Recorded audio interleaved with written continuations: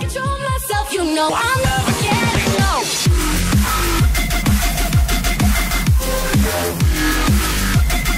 No, I'm never getting up. Hej folkens, og det er det tutorial Mester DK her. Og i dag har jeg tænkt mig at vise jer, hvordan I laver FaZe logo i Cinema 4D. Og jeg har demoen, som I kan se her. Men det gør ikke noget. Jeg må have lige meget, om jeg har demoen eller hvad jeg har.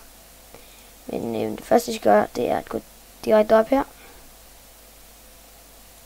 Og gå del tilbage. Okay, så skal I gå herop i den her.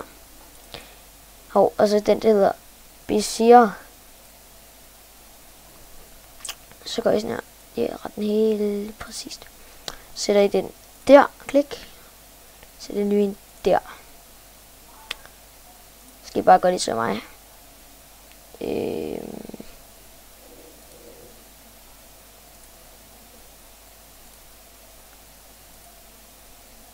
Ja, så kan I lige rykke rundt på dem her, hvis det er.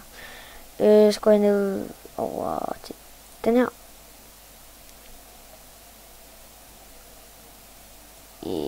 En lille smule frem, og så gør jeg sådan her. Tag den ned her. Tag den op her. Tag den ned i midten af den, og tag den ud her. Og så tager I den lidt opad her, og tag den ind her. Gå lige smule op her.